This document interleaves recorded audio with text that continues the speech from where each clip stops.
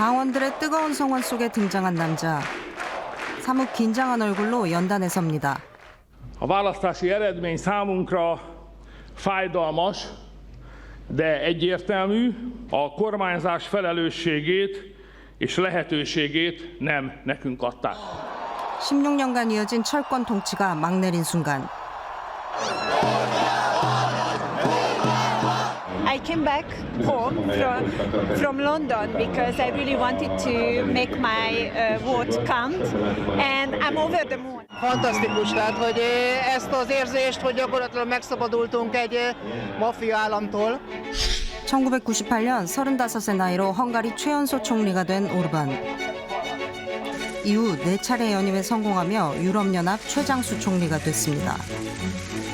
재임 중 오르반은 난민 유입에 반대하고 언론과 사법부를 장악, 권위주의적 통치로 유럽연합과 충돌해왔습니다.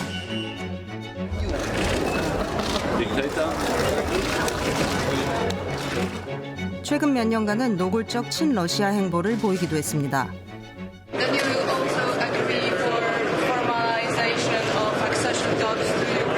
No any pro-Ukrainian decision is supported by Hungary till the oil issue is not settled. 이처럼 유럽 내 극우의 구심점 역할을 하며 유럽의 트럼프로 불리기도 한 오르반 전 총리. 트럼프 대통령도 이번 선거에서 오르반 총리를 수차례 공개 지지했습니다. 그러나 헝가리 국민의 생각은 달랐습니다. Magyarország újra erős szövetséges lesz az Európai Unióban és a NATO-ban.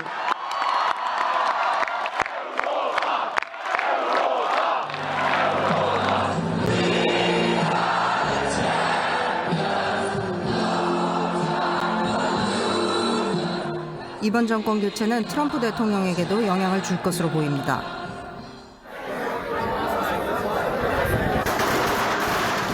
한 마을 행사에서 인형을 불태웁니다. 네타냐후 이스라엘 총리를 빼닮은 인형. 스페인도 반전 여론이 강한 유럽 국가입니다. 총리는 이번 전쟁 직후 반대 입장을 내기도 했습니다. Y estar a la vez en contra de una intervención militar injustificada, peligrosa y fuera de la legalidad internacional.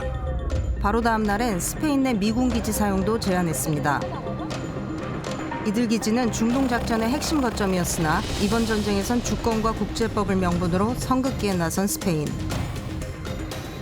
이후 산체스 총리는 트럼프 대통령과 거듭 설전을 벌여왔습니다. In fact, I told Scott to cut off all dealings with Spain.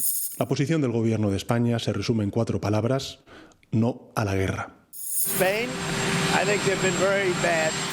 Todos los planes de vuelo que contemplaban acciones relacionadas con la operación en Irán han sido rechazados. ¿Todos? 마침내 스페인은 자국 영공 통과를 막는 초강수를 뒀습니다. 트럼프로부터 무역 중단 협박을 받은 뒤 방중길에 나선 산체스 총리. 시진핑 주석을 두고 한 발언이 주목을 받았습니다. Se me antoja muy difícil encontrar otros interlocutores que puedan desanudar esta situación provocada en Irán y en el estrecho de Hormuz, más allá de China. 나토 국가수장이 중국을 세계 질서의 주도자로 표현한 것. 트럼프와 유럽 사이의 균열은 깊어져 갑니다. 여기에 전쟁의 피해가 커질수록 기존 우군들도 트럼프에게 등 돌리는 상황. Izrael to nowa trzecia Rzesza i jego flaga powinna wyglądać dokładnie tak.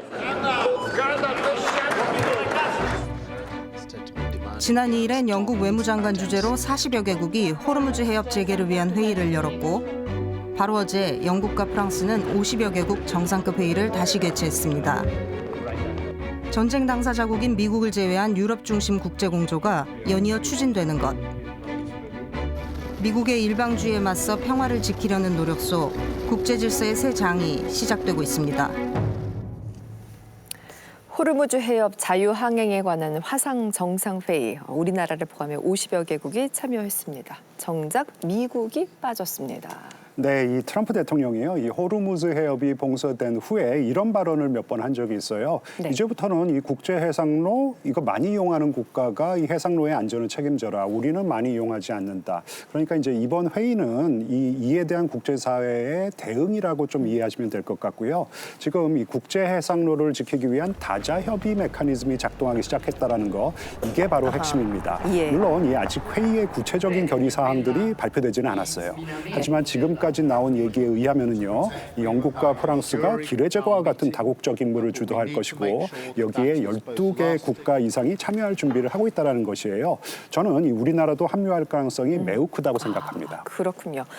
그런데 이 화상 회의가 끝난 뒤에 트럼프 대통령의 한 발언이 또 화제인데 지금 함께 들어보시겠습니다. And if NATO teaches us any one thing, and I hope you all watched, because they weren't there for us, we have to rely on ourselves. We can't rely on outside countries and outside sources. 이 말인즉슨 다시 한번 나토를 저격한 것으로 여겨지거든요. 네, 뭐 나토에 대해서 기분 나쁜 티를 뭐 팍팍 내고 있는데요. 네. 트럼프 대통령은 이번 이란 전쟁이 끝나면 나토를 탈퇴하거나 나토를 껍데기만 남겨놓을 가능성이 매우 높아 보입니다. 예. 솔직히 그동안 유럽이 미국의 군사력에 의존한 바가 아주 컸죠. 예를 들어서 지금 나토 전체 국방비의 65%를 미국이 감당을 하고 있습니다. 네.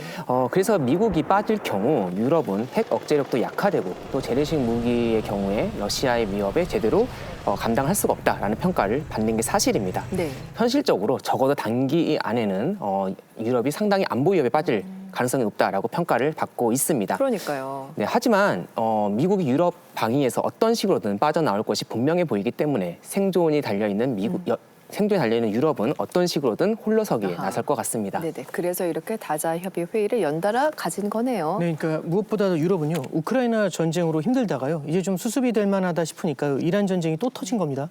오죽했으면 이제 영국 스타머 총리가요, 푸틴이나 트럼프 때문에 에너지 비용이 요동을 친 상황이 진저리가 난다, 이제 이렇게까지 얘기를 했습니다. 너무 힘드니까. 네, 그렇습니다. 이제 이란 전쟁 한 달 만에요, EU의 평균 휘발유 가격은 14%, 경유 가격은 30%가량 급등을 했거든요. 천연가스의 경우는 노르웨이하고 미국 의존도가 높긴 하지만 러시아산도 만만치 않습니다. 네. 그런데 현재 러시아에서 들여오던 게 거의 막힌 상태고요. 그나마 가동 중인 것도 올해부터는 단계별로 중단에 들어간다고 합니다. 네. 이걸 대체할 수 있는 게 카타르 같은 중동산 에너지거든요.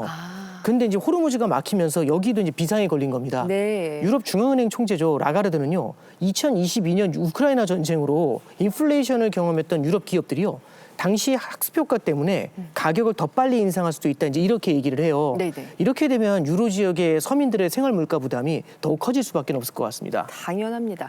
그런 의미에서 헝가리 오르반 총리가 참패한 것이 꽤나 상징성이 있어 보이거든요. 맞아요. 이제 뭐 물론 결정타는 이제 고물가였습니다. 그래도 예전 같았었으면 이제 뭐 선거 때 미국 부통령이 이제 직접 와서 응원하고 뭐 또 트럼프가 이제 이렇게 지지를 보내고 하면은 이런 게 좀 큰 힘이 됐었을 텐데 오히려 이번에는 독이 되지 않았나, 그렇게 생각이 좀 들고요. 이 오르반의 16년 통치가 끝났다, 이런 사실에 수많은 시민들이 광장에 모여서 환호를 했어요. 한 야당 의원 지금 나오는데 이 막중까지 저렇게 쳤습니다. 의원의 네. 저런 총사회는 처음 봅니다. 네. 얼마나 기쁘면. 네. 이 폰델라이언 EU 집행위원장이 SNS에 올린 글도 인상적이에요. 헝가리가 유럽을 선택했다. 그러니까 이제 그동안 EU가 뭘 하려고 할 때마다 이제 헝가리가 번번이 어깃장을 놨어요. 네. EU는 이게 이제 회원국들이 만장일치로 동의를 해야지 뭘 할래도 할 수가 있는데, 그렇죠. 러시아 제재, 뭐 우크라이나 지원, 작년 9월에는 이 이스라엘 제재까지 헝가리가 모두 거부를 해서 제동이 걸렸단 말이에요. 하지만 이제부터는 조금 많이 달라질 것 같습니다. 네, 유럽연합이 좀 힘을 얻을 수 있을까요? 그런데 유럽이 요 몇 년 사이 극우 정치가 돌풍을 일으키고 있지 않습니까? 여기에 또 변화가 있을까요? 어떨까요? 네, 영국의 극우 성향의 개혁당 대표 나이젤 페라제는 그동안 트럼프와 자기 사이에는 일종의 한 라인이 있다, 이렇게 친분을 과시하곤 했었거든요. 네. 최근 들어서 트럼프가 자기한테 그렇게 중요한 사람이 아니다라면서 거리를 두고 있습니다. 이런 태세 전환 놀라운데요. 네, 뭐 아마도 지지자들의 이란 전쟁에 대한 분노, 실망감이 반영된 것이기도 하겠지만요. 사실 그 이면에 아주 근본적인 변화가 있습니다. 예를 들어서 지금 이탈리아는 멜로니 총리가 집권을 하고 있죠. 극우 성향의 총리인데요. 또 영국도 독일도 모두 극우 정당이 지지율 1위를 달리고 있습니다. 유럽 정치 지형이 달라졌습니다. 네. 프랑스 같은 경우는 또 다른 극우 정당인 국민전선이 다음번엔 집권할 거라는 그런 평가가 아주 높은 상황입니다. 네. 즉 극우 정당이 이제 주류로 발돋움한 그런 시대를 우리가 살고 있는 것이죠. 그러네요. 소수 매니아층의 지지를 받을 때는 인종차별 같은 아주 수위가 센 그런 발언을 해도 오히려 지지를 받고 또 주목도 끌고 했지만 지금은 이제 정권을 잡았거나 아니면 잡기 직전인 상황에서는 좀 수위 조절을 할 필요가 있는 상황이 된 겁니다. 아하. 즉 선거에서 이기기 위해서 중도층의 표심을 잡아야 하는 상황 속에서 극우 지도자들이 이제 여론에 민감한 그런 행보를 보이고 있는 것 같습니다. 네, 흥미롭습니다. 이제는 메인스트림이 된 유럽 극우 정당의 이제 중도 표방이라니. 저는 또 앞서 영상에서 폴란드 의원이었던 것 같아요. 이스라엘 국기에 나치 문양 표식을 한 걸 이렇게 펼쳐 들었는데 좀 충격적이었어요. 네, 맞습니다. 사실 그 국회의원도요, 폴란드 내 극우 정당인 자유독립연맹 소속입니다. 네. 사실 뭐 홀로코스트가 집중적으로 일어났던 폴란드에서는 나치 문양을 흔드는 것 자체가 징역 3년에 처해지는 아주 중범죄입니다.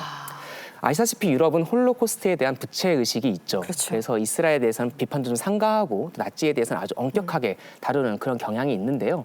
이런 분위기가 지금 바뀌고 있는 것 같습니다. 그래요. 심지어 올해 1월엔 유럽 전역에서 EU와 이스라엘 사이의 그 협정을 깨트리라는 그런 청원서 운동이 일어나기도 했습니다. 이건 뭔가요? 그러니까 이제 서로 간에 경제 특혜를 주고 그리고 이제 과학기술 협력을 하자는 내용이 담긴 협정인데요. EU는 시민 발의라고 해서 ECI라는 제도가 있는데 네. 이 제도에 따르면 7개국 이상에서 100만 명 이상이 서명을 할 경우에 EU 집행부는 반드시 검토를 하고 답변을 해줘야 됩니다. 네네. 이 제도가 들어서고 가장 빨리 3개월 만에 100만 명을 달성을 한 거죠. 네. 네, 그래서 이 협정이 인권 존중이라는 전제를 갖고 있는 건데 이스라엘의 핵보가 과연 여기에 맞는가라는 그런 유럽인들의 여론이 반영된 움직임인 것 같습니다. 공기가 달라졌네요. 네, 홀로코스트 얘기가 나와서 말인데요. 지난 14일에 홀로코스트 추모 행사가 있었습니다. 이스라엘 전역에서 사이렌이 울리고 국민 모두가 일상을 멈춘 채 묵념을 했죠. 이 네타냐후 총리 역시 추모식에 참석했고요. 물론 홀로코스트는 세계가 결코 잊어서는 안 될 비극이죠. 하지만 그게 누군가를 죽여도 되는 면죄부는 아니거든요. 네. 가자지구, 이란, 레바논에서 죄 없는 수천 명의 민간인이 죽어가고 있습니다.